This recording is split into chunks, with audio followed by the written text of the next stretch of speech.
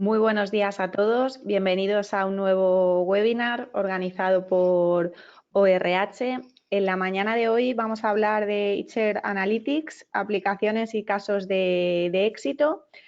Bueno, lo primero, además de daros la bienvenida, es daros desde el Observatorio de Recursos Humanos las gracias porque hemos tenido una acogida impresionante con este webinar, que estamos seguros de que va a aportar muchísima calidad en este tema.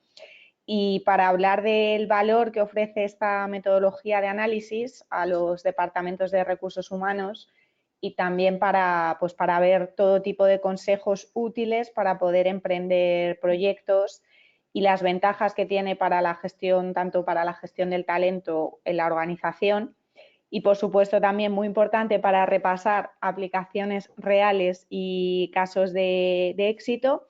Tenemos la suerte hoy de contar con Sonia Rodríguez Sobrino. Ella es consultora analista en Talent Analytics en el Instituto de Ingeniería del Conocimiento, en el IICE.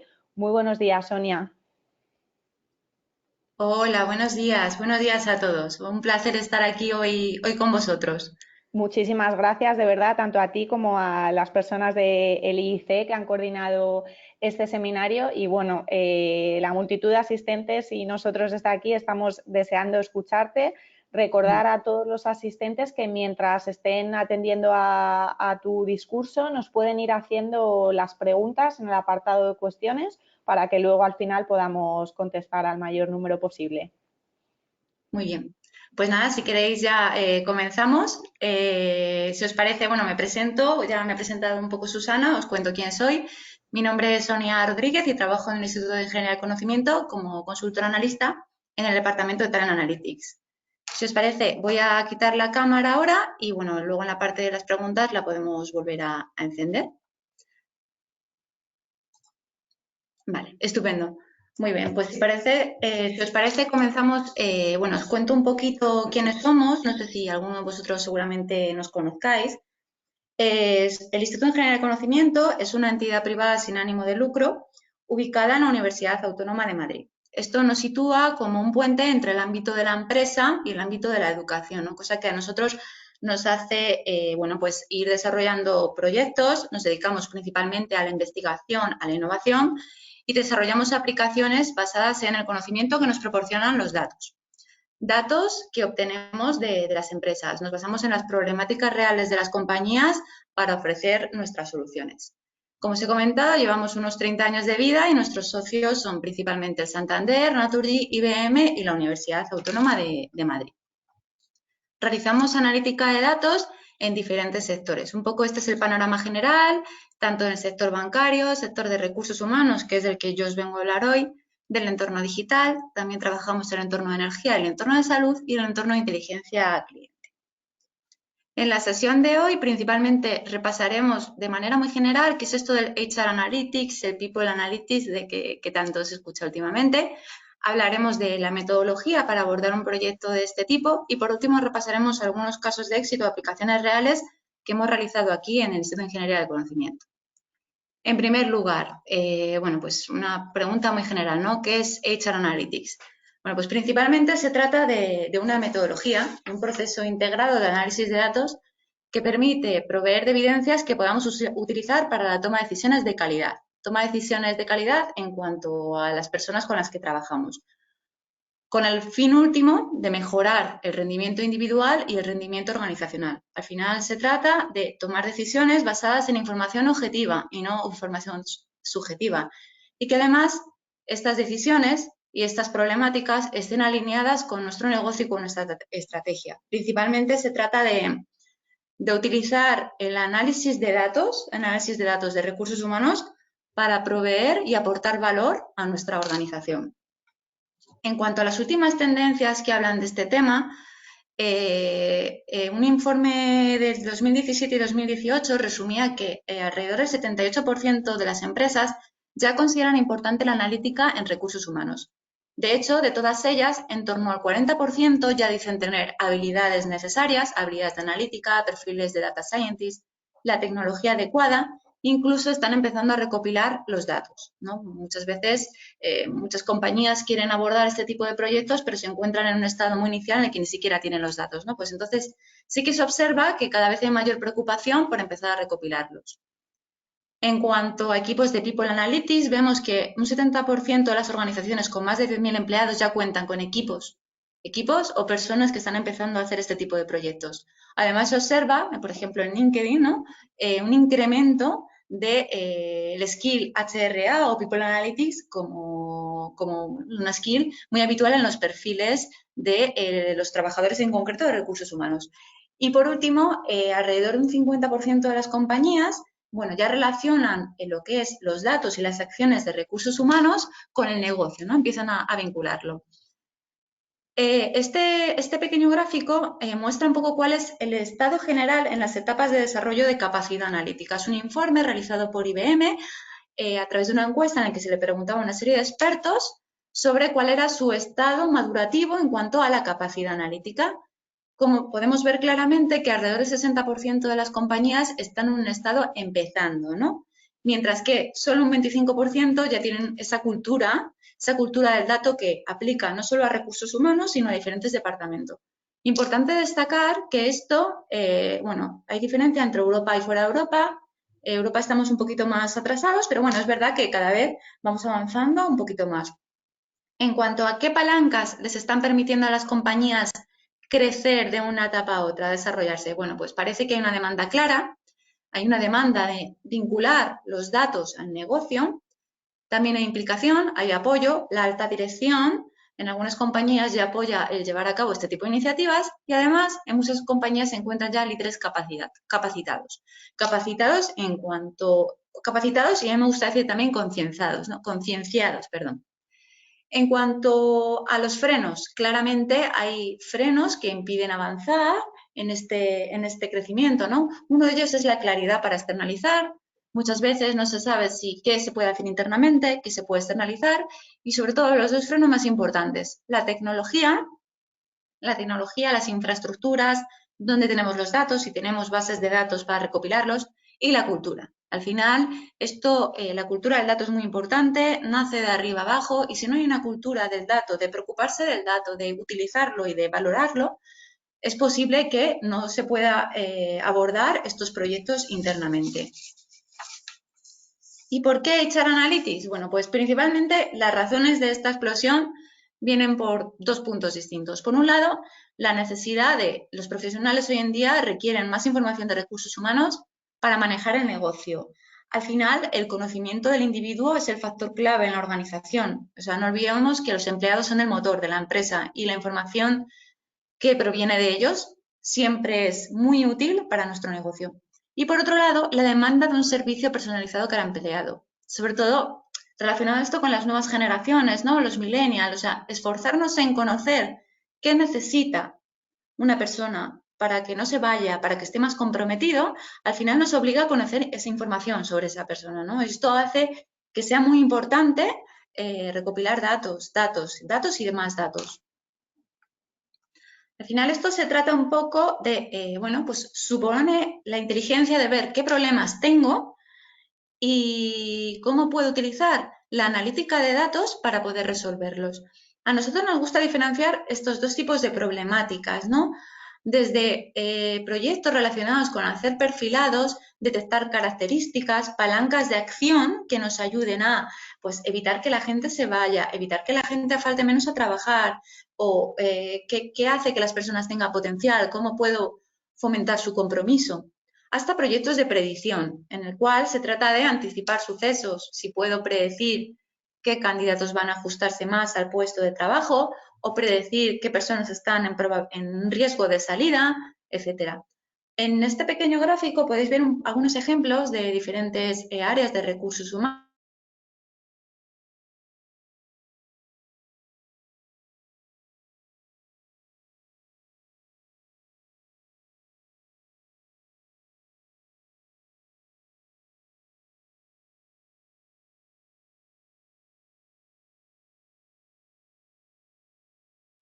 a determinado colectivo de empleados, selección qué personas encajan mejor al perfil que estoy ofertando, o planificación de plantilla, qué riesgo tienen mis empleados de salir, qué personas pueden ocupar otras posiciones, puedo tener identificadas key positions de cara a futuras promociones, etcétera, etcétera.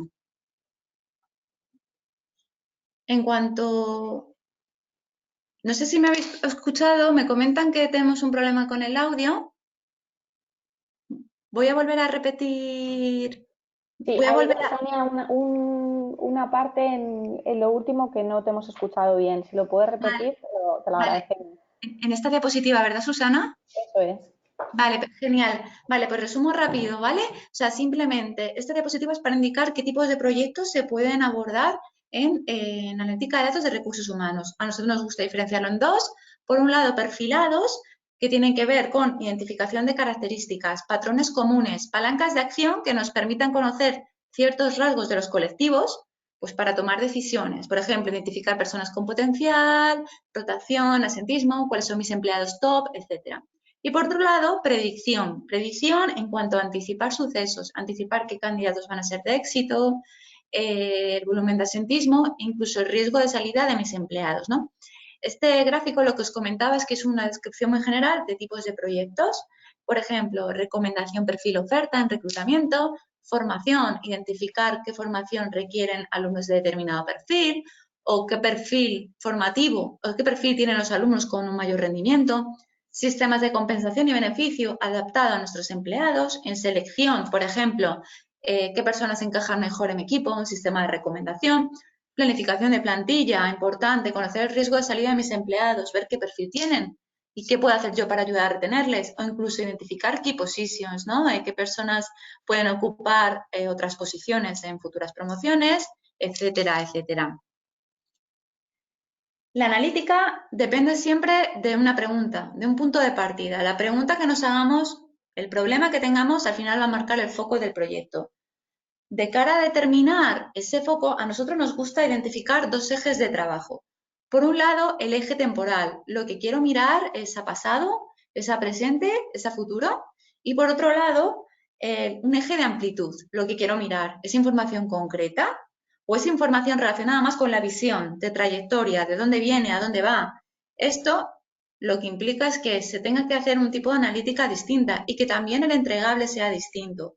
Por ejemplo, si queremos identificar algo a futuro y además algo de muy largo plazo, de ver hacia dónde van las cosas, posiblemente tengamos que hacer un proyecto de predicción, optimización, simulación. Y eso siempre va a acarrear analítica mucho más compleja que, por ejemplo, si queremos simplemente ver qué es lo que ha pasado. Vamos a analizar un histórico de datos y entregamos un informe de qué es lo que ha pasado. Indicar que no es que sea mejor una cosa que otra, todas pueden dar respuesta a nuestra pregunta y pueden ser igual de válidas. Simplemente hay que elegir qué es lo que responde a lo que nosotros estamos buscando. En cuanto a la metodología, importante, lo primero de todo, indicar cuáles son los niveles analítica habituales, ¿no?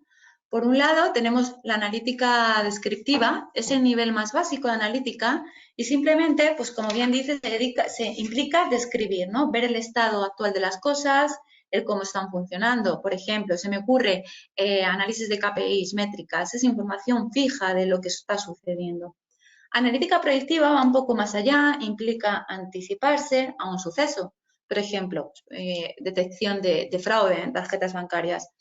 Y por último, la analítica prescriptiva tiene que ver más con un sistema de recomendación, de indicar cuál es la mejor estrategia. Al final se trata de optimizar un resultado que es altamente probable, ¿no? Imaginaos, soy capaz de anticipar el volumen que voy a necesitar de empleados en una tienda por las características de la tienda, el día de la semana y una serie de factores que pueden condicionar que ese día vayan más clientes, ¿no? Este nivel es el más complejo y también es verdad que es el que menos se aplica en las organizaciones. En cuanto al modelo o la metodología para hacer proyectos de este tipo, bueno, habitualmente se suelen usar estos 5 pasos, o por lo menos nosotros lo hacemos así.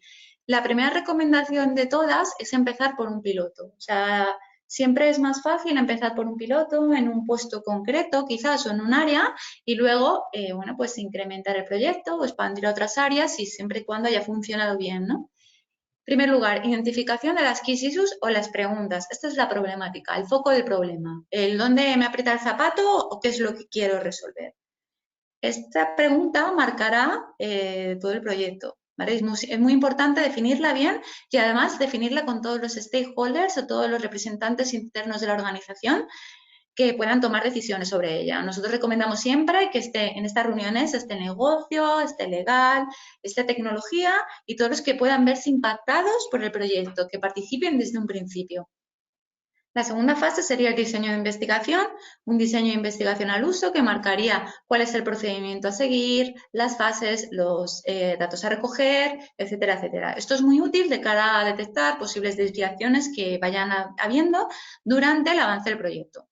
La identificación de los datos es la fase 3, posiblemente sea la más extensa. En ocasiones los datos pueden estar en la compañía. En ocasiones puede ser fácil recopilarlos, pero otras veces no, ya sea porque están en diferentes bases de datos, porque sea difícil extraerlos, porque dependa de propietarios a los que es difícil llegar para poder acceder a ellos, ¿no? Entonces, esa es una parte importante. Otras veces los datos no están en la compañía y hay que recogerlos. En ese caso, los proyectos se demoran hasta que se recogen un número de datos representativos para abordar este proyecto. Aquí también es importante indicar dos cosas, la calidad de los datos y la completitud de los mismos, ¿no? Porque al final muchas veces se tienen datos, pero bueno, no son datos de una calidad suficiente como para poder utilizarlos. Ahora hablaré un poquito más de eso. En cuanto a la fase 4, la estadística avanzada. Se suelen aplicar diferentes tipos de analítica. Por un lado, una analítica más inferencial, más descriptiva, basada en modelo de lineal clásico y una analítica mucho más compleja, sobre todo para temas de predicción, simulación, basadas en redes neuronales, árboles de decisión, etc. En nuestro caso, solemos trabajar en paralelo los dos tipos de análisis. Y por último, bueno, puede pasar que lleguemos a la fase 4 y que el entregable del proyecto sea simplemente un informe y en otras ocasiones se automatizan las inteligencias. ¿Qué quiere decir eso? Bueno, pues simplemente que se integra la solución, el algoritmo con el ATS o el ERP de la empresa para ofrecer esa comunicación diaria y que la empresa puede disponer de, por ejemplo, de su sistema de alertas, bueno, pues en su uso diario. Esto es lo que os comentaba antes de los implicados, ¿vale? Equipo multidisciplinar, muy importante. No estamos hablando solo de recursos humanos, de data scientists, de arquitectos de datos, estamos hablando también de negocio. Estamos hablando de IT y estamos hablando de legal. Legal por la parte de la RGPD, negocio porque al final el proyecto va a marchar siempre y cuando se demuestre el valor que tiene para negocio. Incluso a veces negocio puede también plantear su visión acerca del proyecto. Es muy importante comenzar desde un principio en colaboración y trabajarlo todos juntos, desde el primer momento del foco del proyecto. En cuanto a los datos, lo que os comentaba antes respecto a la calidad de los datos, es importante saber que hay que garantizar la calidad en la recogida de los datos, ya que esto al final afecta a la validez de las conclusiones de los análisis que hagamos. Si nuestros datos no son buenos y nuestro modelo es brillante, los resultados nunca van a ser válidos. Y por el contrario, ¿no? Podemos tener datos brillantes y no tenemos un buen modelo, tampoco lo serán. Pero esto nos hace pensar en lo importante que es tener datos correctos y datos de calidad y completos también, muy importante.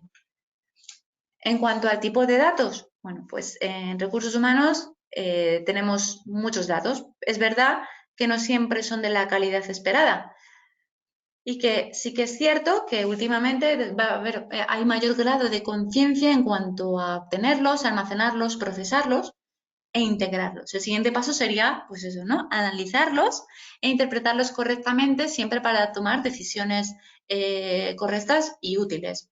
En cuanto al tipo de datos que podemos encontrar en recursos humanos, tenemos desde datos de individuo, ya sea currículum, histórico en la empresa, banda salarial, puesto, evaluación de desempeño, promociones, instrumentos de evaluación psicológica, que también se usa mucho. De hecho, nosotros tenemos una herramienta de pruebas de evaluación psicológica que en ocasiones cuando la compañía no tiene estos instrumentos, pues porque no los utiliza en su proceso de selección o porque no aplican pruebas a sus empleados, pues bueno, ponemos a su disposición utilizar este tipo de pruebas con el fin de recopilar información personal de los individuos, ¿vale? Porque eso sí que es una cosa que me gusta destacar y es que, claro, al final, por ejemplo, imaginaos un proyecto de de predicción de currículums, los perfiles que te llegan pueden ser muy similares. Si tú pides un ingeniero de teleco, pues posiblemente todos sean ingenieros de teleco. Si es una beca, pues serán todos de un rango de edad. Es importante tener información que diferencie a las personas, ¿no? Entonces, nos gusta siempre utilizar instrumentos de evaluación psicológica, ya sea competencias, personalidad, incluso a veces aptitudes. Información de contexto, esto siempre ayuda al modelo de predicción, sobre todo en temas concretos, por ejemplo, imaginaos, el asentismo, ¿no? Temas de calendario, meteorología, clima social, cifras económicas o desempleo. Y por último, información del negocio, sobre todo de cara a vincularlo con negocio y a monetizar qué aporta, ¿no? el proyecto. Cifras de negocio, márgenes, calidad, datos financieros, incluso datos de accidentes, ¿no? Esto es información que es interesante recopilar y que, bueno, pues en mayor o menor medida hay que pensar en que toda esta información debería tener una calidad útil para realmente aportar al modelo o al proyecto de HR que decidamos hacer. Esto es un poco el panorama general de lo que es HR Analytics o People Analytics. Me voy a detener un poquito más en unos casos de éxito que vamos a comentar, que bueno, pues un poco en todos ellos sí que indicaros que hemos llevado esas dos partes que os comentaba al principio. Por un lado, perfilado y por otro lado, predicción. Este en concreto es un caso de predicción de la rotación. Esto sucedió en una factoría de software en la cual había una alta tasa de bajas voluntarias, alrededor de un 30%. Ante esta problemática, la compañía decidió que, bueno, pues que tenía que tomar acciones para reducir esta rotación y mejorar el compromiso de sus empleados para que no se marcharan. ¿El objetivo del proyecto cuál fue? Detectar qué variables influyen significativamente en las salidas no deseadas, es decir, en la rotación, y ver si era posible, por otro lado, obtener un modelo que permitiera predecir con anticipación las personas que tuvieran una mayor tendencia a abandonar la compañía. Para esto se hizo un diseño. Por un lado, un estudio más descriptivo inferencial, lo que os decía antes, basado en una analítica más lineal, y por otro lado, una predicción individual basada en una analítica más compleja. En este caso, no se podían recoger datos a futuro, así que ni adicional ni de ningún tipo, se trabajaron únicamente con los datos que tenía la compañía disponibles. ¿Qué fue lo que se pudo observar? Bueno, pues que realmente en el modelo salieron a relucir una serie de variables relevantes que hacían que las personas abandonaran la organización. Por ejemplo, las personas que habían tenido menos incrementos en el salario base, las personas que tenían más formación, las personas que recibían menos premios, las personas que recibían o que habían trabajado en más clientes, al final eran como palancas de acción que a la empresa también les daba pistas de por qué se estaba yendo la gente. Hombre, si una persona, un empleado lleva tantos años de antigüedad y no se le ha subido el sueldo, bueno, pues a lo mejor es cosa de revisárselo más habitualmente y plantearle si es necesario hacer una subida o no, ¿no? Entonces, esas eran como las variables que salían relevantes. Se realizó un análisis de predicción con una tasa de acierto bastante alta y además una de las cosas que se incorporó a este proyecto y que cabe, creo, en mi opinión, es bastante importante, es que se monetizó cuánto se ahorraría la empresa utilizando el modelo. Si la empresa utilizara el modelo y consiguiera retener, por ejemplo, a un 30%, a un 50%, a un 75%, ¿cuánto se estaría ahorrando la empresa? Entonces, esta información es muy importante. En que no solo nos quedamos en, vale, hacemos nuestro proyecto y hasta aquí. No, hay que ver cuánto nos estamos ahorrando, si ese es el objetivo, o cuánta gente estamos reteniendo. O sea, al final se trata de, no sé si monetizar es la palabra, pero de sí establecer el ahorro que supone o la ventaja que supone hacer este proyecto. Otro caso que hemos realizado tiene que ver con la optimización de un proceso de selección. En este caso nos encontramos en una empresa que tenía una gran cantidad de currículos para un programa de becas. Les llegaban muchos currículos, tenían que hacer una criba manual que hacían leyendo uno por uno y por orden de llegada. ¿Qué ocurría con esto? Pues no llegaban a leer todos los currículos, dada la magnitud de currículos que llegaban y además la probabilidad de dejarse candidatos fuera, candidatos que eran buenos, pues era muy alta, claro. El objetivo del proyecto era identificar las variables que hacían que un candidato fuera de éxito y además obtener un algoritmo que permitiera obtener la probabilidad de éxito de un candidato en un momento muy inicial del proceso de selección. De modo que los técnicos de selección fueran directamente a llamar a esas personas para continuar en el proceso. Si somos capaces de ver que una persona va a ser un candidato de éxito, vamos a empezar mirando su currículum, ¿no? Finalmente, la solución sería integrada con el ATS de la compañía para que el técnico pudiera disponer de esta información durante el proceso de selección. Para abordar este proyecto se hizo un estudio longitudinal. Durante un tiempo se fueron recogiendo los datos de currículum y además se aplicaron pruebas de evaluación durante el proceso de selección, ya que en ese momento la compañía no aplicaba pruebas. Las variables evaluadas en las pruebas eran una prueba de perfil de personalidad, en Big Five clásico, se introdujeron pruebas de aptitudes y también de competencias relacionadas con talento comercial principalmente, porque era para puestos de comerciales. En cuanto a la variable dependiente que queremos predecir, superar el assessment, ser contratable, esa es la palabra. En cuanto a los resultados obtenidos, aquí también, como hemos comentado anteriormente, se hizo este doble análisis. Por un lado, el análisis más descriptivo y por otro lado, un análisis más complejo para el modelo de predicción.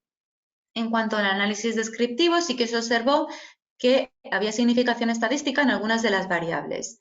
Esta significación indica que no se debe al azar y sí que parecía que las personas que eran de éxito tenían una mayor puntuación en nuestra versión y también mayor inteligencia general. Que además aparecían también con relevancia temas de ajuste emocional y talento comercial. En cuanto a las variables de currículum, parecía también que el haber trabajado en el sector, incluso haber tenido una beca anteriormente, eran variables importantes de cara a ser un candidato de éxito. En cuanto al modelo no predictivo, bueno, pues se consiguió, se alcanzó un modelo que acertaba con una probabilidad bastante alta. En el cuadro de la izquierda podéis ver un poco cómo interpretarlo. Por ejemplo, con el modelo actual, revisando 300 currículums, eran capaces de detectar a 9 de éxito. Bueno, pues con el modelo propuesto podríamos detectar al doble. Viéndolo desde otro punto de vista, desde el punto de vista objetivo de si necesito seleccionar tantas personas, imaginaos, para detectar 10 personas, con el modelo actual necesitaba revisar 300 currículums, pero con el modelo nuevo es necesario revisar la mitad, ¿no? Esta es un poco la interpretación y este gráfico que tenéis a la derecha de la pantalla es lo que refleja, ¿no? Como, bueno, pues la línea naranja refleja el más puro azar, mientras que la línea azul marca bueno, pues cómo funciona el modelo de predicción. En cuanto a las variables relevantes para la predicción realizada bajo este modelo de análisis complejo, de analítica compleja, sí que decir que bueno, pues tiene difícil interpretación. ¿Por qué? Porque los modelos de analítica compleja al final son como cajas negras. Entonces, para predecir cada caso, el peso de las variables puede diferir. Eso es una realidad. Por eso nosotros siempre nos esforzamos en hacer una analítica más descriptiva, pues para poder ofrecer al cliente también palancas de acción, información más digerible, ¿no? En cuanto a las variables más frecuentes que aparecían con mayor frecuencia, bueno, pues un poco los que os comentaba con la analítica descriptiva, haber tenido experiencia en el sector, haber tenido una beca previa, también tener conocimientos de informática y sobre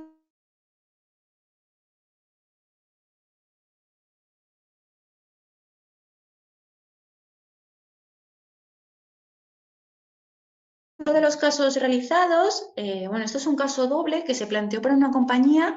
En un workshop inicial se plantearon 2 vías de trabajo.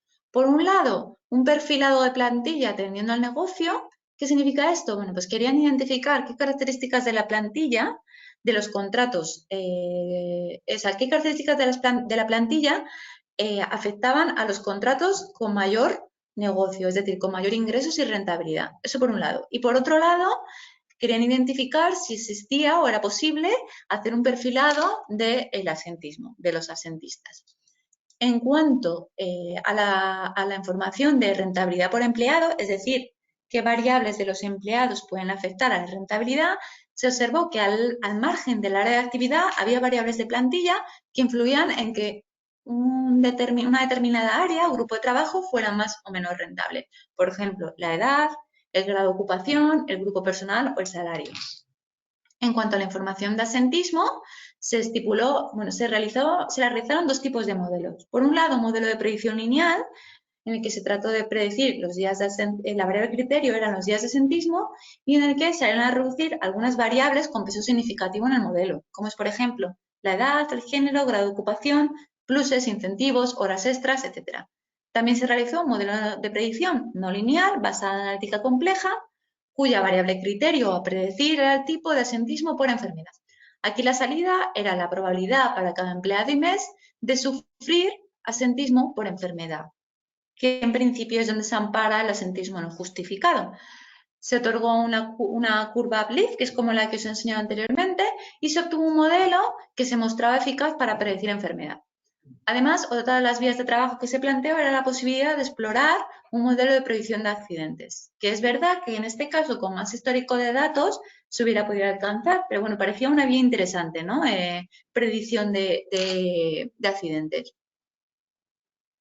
Otro de los casos que voy a pasar un poco por encima, porque esto seguro que a muchos de vosotros os suena, es relacionado con cuadro de mando. Recientemente sí que se nos solicita, incluir más información analítica y más vinculada a negocio de los cuadros de mando. Nos encontramos muchos cuadros de mando, en recursos humanos es verdad que menos, pero los pocos que hay en recursos humanos son cuadros de mando que al final ofrecen información muy específica, muy contextualizada, que justifica la labor de recursos humanos, que se centra en la eficiencia y en la eficacia y no tanto en el impacto que recursos humanos tiene. Suele recoger medidas pasadas o presentes, pero no detecta lo que pasará. Y además, esto es al margen, pero es verdad que no incluyen información de intangibles, sino de, pues eso, es información más de auditoría de datos. La necesidad suele ser información relacionada con el negocio. ¿Cómo puedo vincular esto con mi negocio, no? Y esto es un poco el paso que hay que dar para partir de las métricas, que es la información que tenemos, que nos informa de unidades, porcentajes, promociones, a los KPIs, que es información integrada que expresa el rendimiento de algo, el desempeño en algún aspecto concreto, y que son combinaciones y transformaciones de métricas, y dar el salto a las medidas de impacto. Voy a vincular esta información, estos KPIs, estas métricas, con el negocio o con aspectos estratégicos para mi organización, ¿no? Al final se trata un poco de eso, de ir un poco más allá. Y esto con datos sí que se puede hacer. Y por último, os quiero comentar un caso que tiene que ver más con formación. Este caso concreto es predicción del éxito en alumnos. El objetivo aquí era identificar las variables que diferenciaban a los alumnos de éxito. Entendido como éxito aquellas personas que realizaban el curso de manera satisfactoria y lo transferían a su puesto de trabajo. El objetivo de esto era obtener un modelo que clasificara a los alumnos en función de su parecido al perfil de éxito. ¿Qué información contábamos aquí? Bueno, pues por un lado la información del alumnado procedente de las bases de datos, información de registro, histórico, etcétera. Y por otro lado, en este caso, aplicamos unas pruebas de evaluación de competencias al colectivo total, un poco para tener información más concreta y más diferenciadora de esos alumnos. En cuanto a las pruebas de evaluación, por ejemplo, sí que se observó que el colectivo de éxito obtenía mayor puntuación en las competencias, en concreto en competencias como análisis y uso de conocimientos. Y además, cabe destacar aquí también que se aplicó una prueba de evaluación por valores y las personas que alcanzaban o que eran clasificadas como de éxito también, bueno, pues tenían cierta predominancia en aquellos valores que tienen que ver con un eje más ético-social. Esta curva os sonará y esta tabla también porque es la que solemos utilizar para explicar la eficacia del modelo.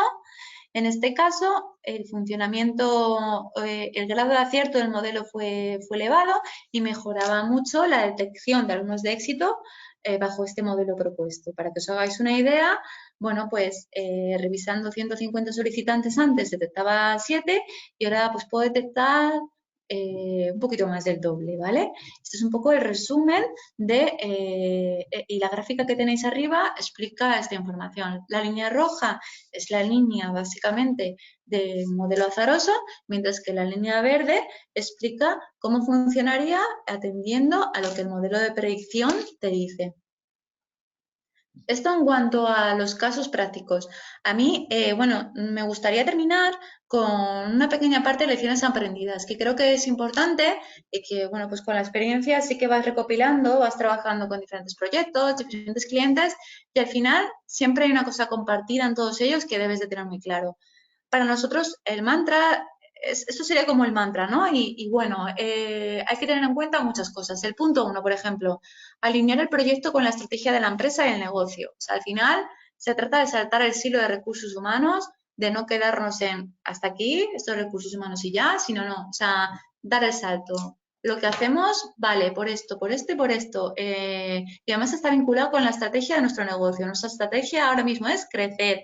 Bueno, pues recursos humanos va por aquí, muy importante. Por eso es muy importante contar con personas de otras áreas desde un momento de dirección y contar con el apoyo de la alta dirección. Como punto 2, compromiso con la organización y los implicados.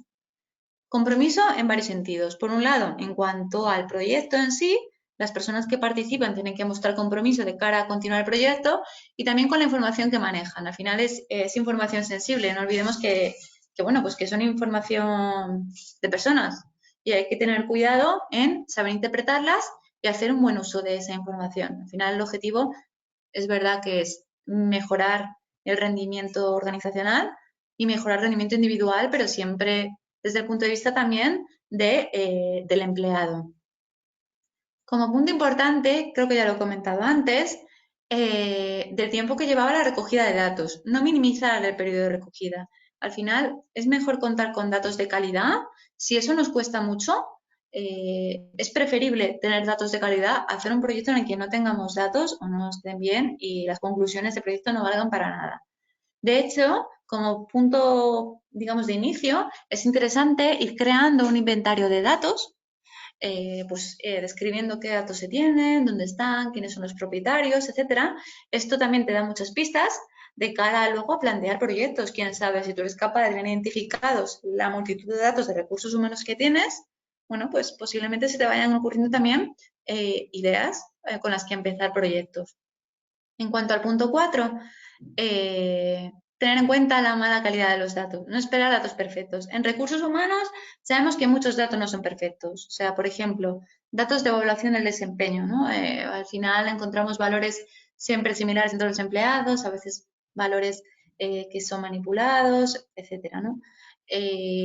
Lo que os comentaba antes, no, a veces es preferible no utilizar esa información si no es de calidad, ¿vale? Entonces, bueno, la cosa es ir siendo disciplinados, intentando recoger esta información de la mejor manera posible y, bueno, pues poquito a poco ir avanzando en el camino de la culturilla del dato.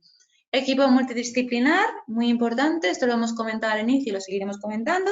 Aquí, por ejemplo, trabajamos psicólogos, data scientists, bueno, un poco de todo, en las compañías pues un poco parecido. Al final todos aportan información y el proyecto se va a enriquecer mucho más a todos los niveles. Actuar, analizar para intervenir. Eso siempre es muy importante. No se trata de ser reactivos, sino de ser proactivos. Los datos hablan de personas. Creo que esto es muy importante. Tenemos que hacer un buen uso de esos datos. O sea, al final hablamos de los empleados y, bueno, los empleados tienen que confiar en que nosotros utilicemos la información de ellos para una buena utilidad, ¿no? Y por último, empezar con un piloto acotado. No intentar hacer el macroproyecto. Es más fácil empezar por un piloto concreto, con un área determinada, con un puesto determinado y, bueno, pues ver si funciona bien, pues replicarlo en otras áreas, replicar en otro departamento, replicar en otras áreas de trabajo, en otros puestos, etcétera, ¿no? Creo que esto sería como los 8 tips importantes para tener en cuenta. Y, bueno, yo creo que esto es un poco todo. Por mi parte, bueno, muchas gracias por vuestra atención.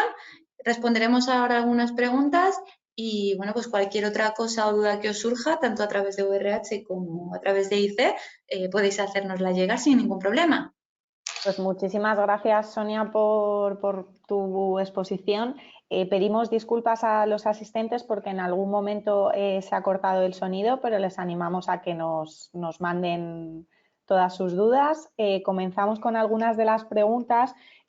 Sobre todo hay bastante expectación en que comentes un poco más en detalle cómo se puede hacer esa predicción de la rotación, cómo se puede monitorizar, el ahorro por reducción y qué datos se utilizan para hacer la predicción de la rotación. Básicamente que lo comentes un poco más ampliamente. Vale, bueno, en este caso, si quieres, voy a empezar por el principio, nunca mejor dicho, empezar por el principio. Lo primero, la recogida de datos, aquí se contaba solo con los datos que tenía la compañía, que eran básicamente datos de plantilla y de los empleados, datos de subida salarial, formación recibida y demás. En este caso no se pudo recoger más información. ¿Cómo funcionan los modelos de predicción? Bueno, se recopila toda la información y digamos que se hace un sistema de entrenamiento. Estos modelos se entrenan para finalmente obtener un algoritmo que clasifique a esas personas según su riesgo de salida. Entonces, en ocasiones, este algoritmo, lo que os comentaba antes, se integra con la compañía y la compañía puede recibir, o sea, imaginaos, el ATS de la compañía puede indicar un sistema de alertas qué persona está en riesgo de irse. Este empleado me sale que está en probabilidad de poder marcharse de la compañía. Bueno, pues voy a ver qué puedo hacer por él, voy a entrevistarme, voy a ver, claro, es que no le hemos subido el sueldo en los últimos 10 años, ¿no? Entonces, bueno, esa información les es útil también para tener palancas de acción para intentar retenerle. En este caso, este sistema no se integró con la compañía, pero sí que se hizo un entregable informando del riesgo de salida de los empleados en ese momento. En cuanto a la parte de monetizar, lo que quería decir con esto es tratar de ver el impacto en términos económicos que tiene atender al modelo. En este caso está muy claro, si tú haces caso al modelo y consigues retener a este porcentaje de la población, ahora mismo te estás gastando todo este dinero en formar a toda la gente que se te va a los 3 meses. Si consigues que se te vaya menos gente, te vas a ahorrar dinero. Yendo al ejemplo por ejemplo, el proceso de selección, también está muy claro. Estás invirtiendo tanto tiempo en revisar 800.000 currículums. Bueno, pues si atiendes al modelo, vas a dedicar menos tiempo porque vas a ir, digamos, a tiro hecho, vas a ir a los candidatos que sabes que luego van a funcionar en la compañía. ¿Por qué? Porque son buenos, porque van a superar el proceso de selección. No vas a dedicar tiempo en balde, ¿no? Entonces se trata un poco de eso. De hecho, es una de las cosas que al final, o sea, es como medir el impacto que tiene, ¿no? La eficacia de ¿para qué me sirve esto? ¿Me estoy ahorrando tiempo? ¿Me estoy ahorrando dinero? ¿Se me va menos gente? ¿Mis empleados están más comprometidos y por eso se van menos? Entonces yo creo que se trata un poco de eso, o sea, de ver pues el impacto que tiene.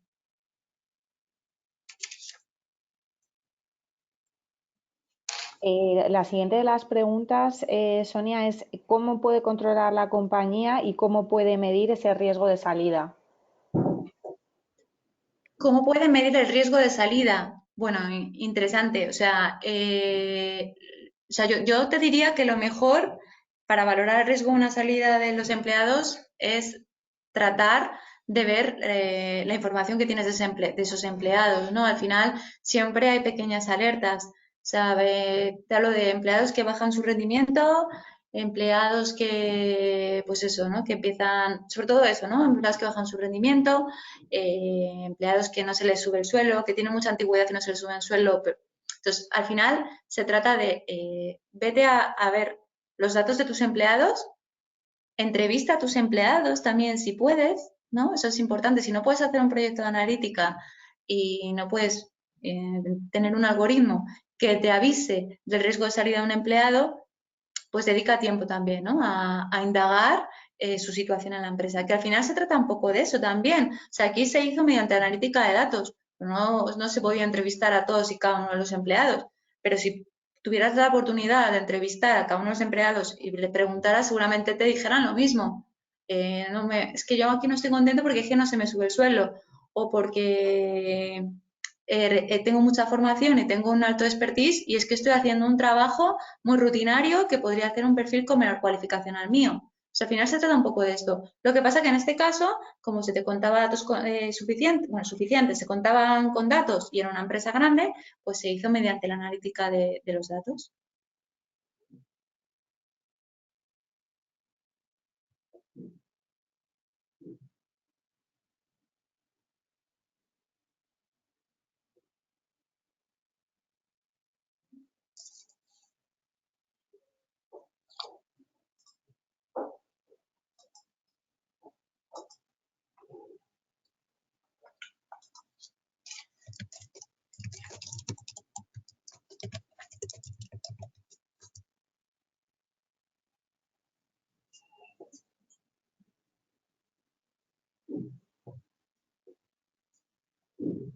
Hola.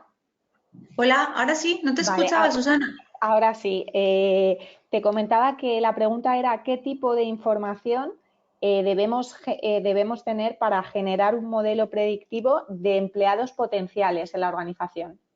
De empleados potenciales, vale. Yo, un poco viendo, ¿no?, los proyectos que hayamos podido realizar sobre empleados con potencial, identificación de potencial, contamos con datos desde evaluaciones del desempeño, que como comentaba antes, a veces no tienen la calidad esperada, datos de entrevista, datos de compromiso, trayectoria, promoción, formación, cursos realizados, pues bueno, cualquier cosa, incluso también información de rendimiento importante, consecución de objetivos, cualquier cosa que nos permita identificar a qué personas están, digamos, en el top employee, ¿no? Qué personas, por ejemplo, de cara a promocionar, podríamos situar en el cuadrante superior derecho. Estos son los empleados que tienen potencial. Entonces, yo creo que eso es un poco la idea, ¿no? Toda la información que provenga de entrevistas, pruebas de evaluación, formación, rendimiento, consecución de objetivos, etcétera.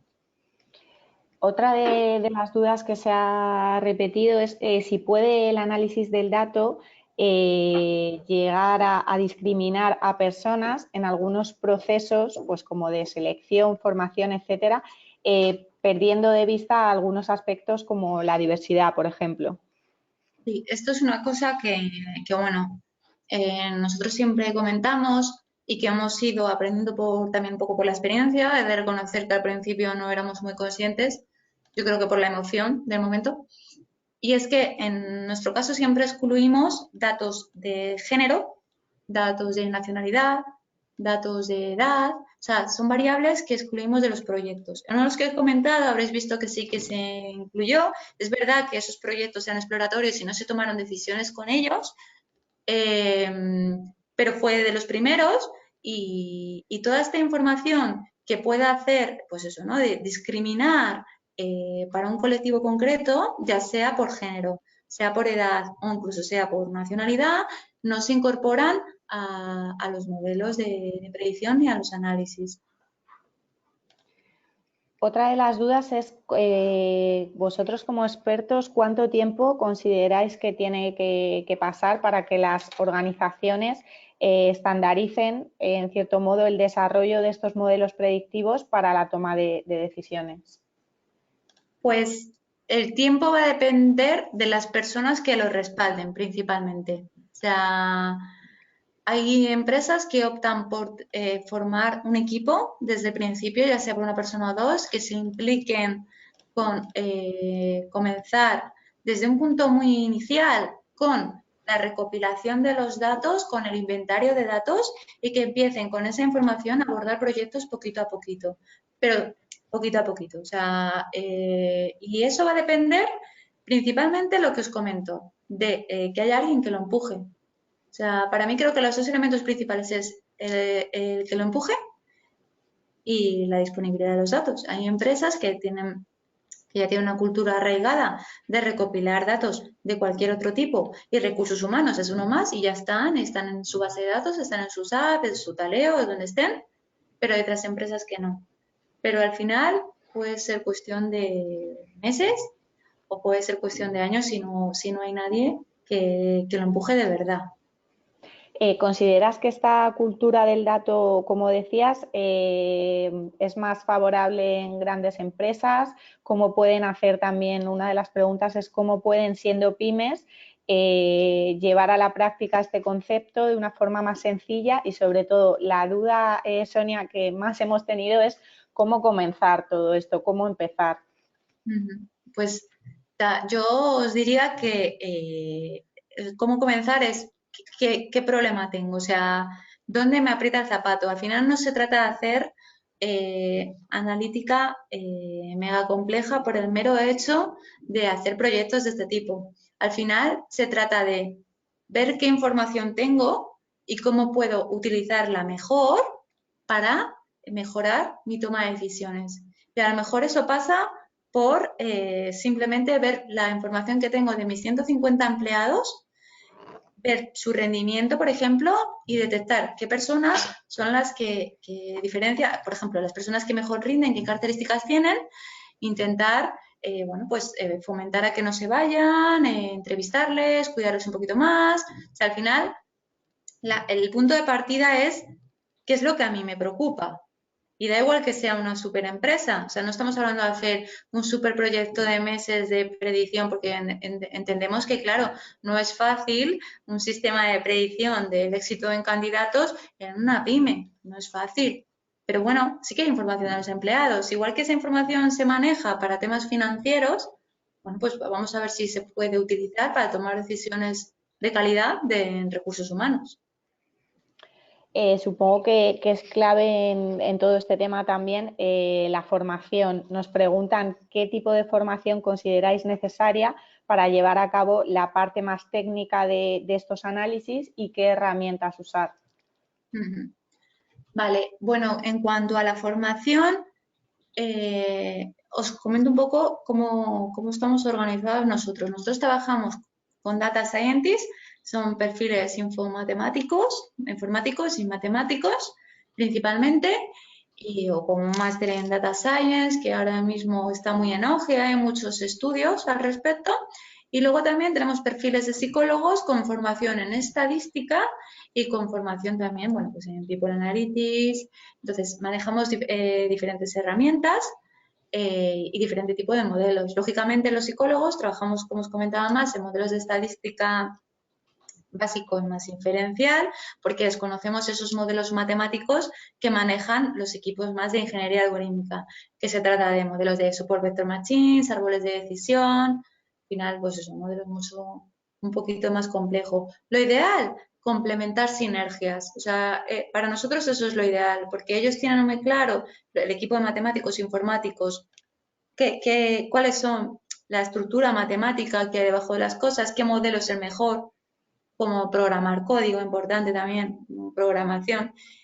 Y los psicólogos, por la parte que nos toca, yo soy psicóloga, tenemos más conciencia de qué es esto de recursos humanos, dónde podemos ver la problemática, cómo podemos acompañar al cliente, cómo hacer esos análisis estadísticos para poder argumentar al cliente, sea interno o externo. Esta es la foto, esto es lo que pasa, ¿no? Esto es por lo que se van tus empleados, esto es lo que puedes hacer, esto es lo que te puedes ahorrar, ¿vale? Entonces yo creo que esa es un poco la idea en cuanto a formación. Lo que sí que deciros también que hoy en día hay formación tanto de Data Scientist como People Analytics y HR Analytics. De hecho, aquí en la UAM, en la Facultad de Psicología, hay un curso que llevamos impartiendo un par de ediciones que trata de este tema en concreto, de HR Analytics, ¿no?